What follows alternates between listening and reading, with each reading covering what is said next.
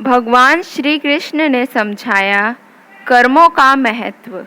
श्री कृष्ण जी ने भी गीता में कर्मों को ही सबसे उत्तम बताया है, क्योंकि कर्म ही हमारे भाग्य का निर्माण करते हैं। अगर हम अच्छे कर्म करेंगे तो हमारे साथ अच्छा होगा, अगर हम बुरे कर्म करेंगे तो हमारे साथ बुरा ही होगा। प्रभु ने प्रत्येक कर्म के फलित होने का समय पहले से ही निर्धारित कर रखा है। समय से पहले या समय के पीछे फल की प्राप्ति नहीं होगी।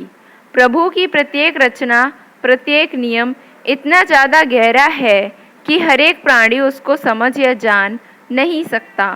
आज जो कर्म हम कर रहे हैं, परिपक्व होकर उनसे ही हमारे भाग्य की रचना होती है। हमारे भाग्य के निर्माता हम खुद ही हैं और प्रत्येक मनुष्य को उसके भाग्य के अनुसार फल या कुफल अवश्य भोगना ही पड़ता है। इस समय हम जो दुख भुगत रहे हैं, यह हमारे ही पिछले जन्मों का या इसी जन्म के हमारे किए गए बुरे कर्मों का फल है। प्रभु को दोष नहीं देना चाहिए। भगवान का विधान विचित्र है।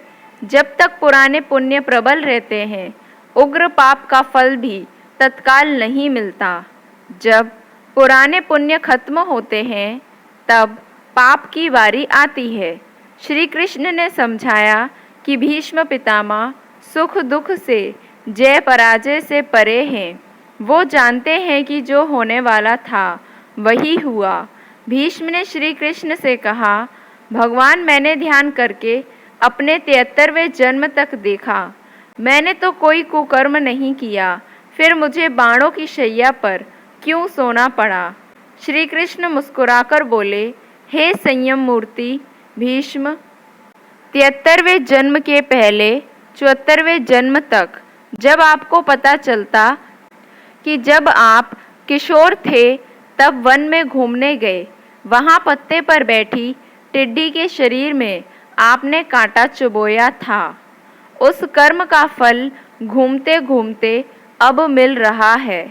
कर्म का फल 6 साल में दुगना, 12 साल में 4 गुना, 18 साल में 8 गुना, 24 साल में 16 गुना इस प्रकार मिलता है।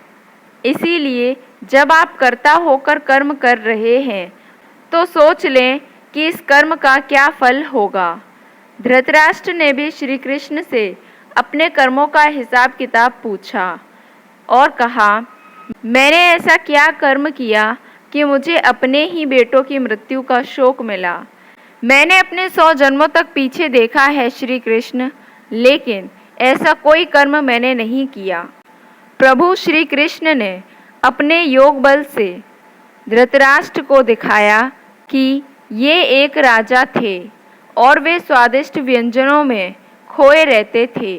बिना विचार किए जो सामने आ जाता खा लेते थे और इनाम भी दिया करते थे।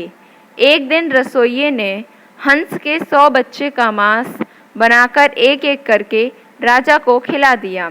श्री कृष्ण ने कहा, धृतराष्ट्र जी, आप स्वाद में अंधे हो गए, तभी आप इस जन्म में अंधे बने।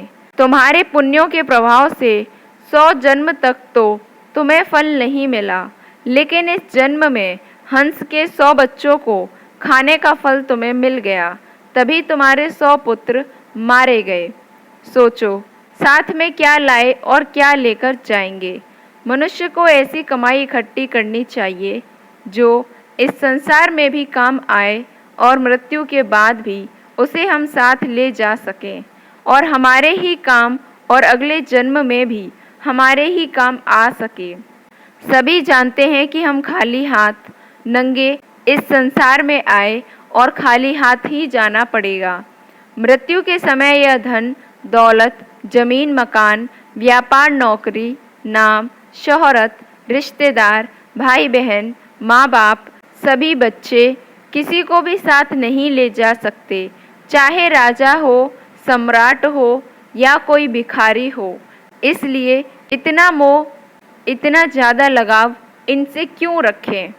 साथ में हमारे जाएंगे सिर्फ हमारे अपने किए हुए अच्छे या बुरे कर्म, कीर्ति या अपकीर्ति, दान धर्म परोपकार, दुखियों की सेवा, पुण्य जो भी हम इस जन्म में करेंगे यह अवश्य साथ जाएगा और हमारे ही काम आएगा। हमें प्रत्येक दिन जब भी हमारा मन शांत हो, आंखें बंद करके 2 या 4 मिनट यह सोचना जरूर चाहिए कि हम इतनी बड़ी अशांति को क्यों अपने साथ क्यों बांधे हुए हैं। यह भाग दौड़, तनाव, ताना बाना, मकड़ी के जैसा जाला बुनकर खुद उसमें उलझे हुए क्यों हैं और किसके लिए। गंभीरता में जाकर विचार करें, साथ में एक तिल भी नहीं ले जाने पाएंगे तो फिर अशांति, हाय, छीना झपटी क्यों, किसके लिए। भगवान का हुक्म है हर कार्य प्रभु के निमित्त समझकर करें और फल प्रभु पर छोड़ दो, वो कभी बुरा करेंगे ही नहीं। तो सोचो फिर दुख क्यों करें। दुख सुख भी एक सोच के कारण ही तो है। दुख को भी सुख मानो, प्रभु ही सुख कर देंगे। यदि मोक्ष की इच्छा है तो विषयों को त्याग दें और संतोष, दया, सरलता, अमृत के समान नित्य आदर पूर्वक सेवन करें।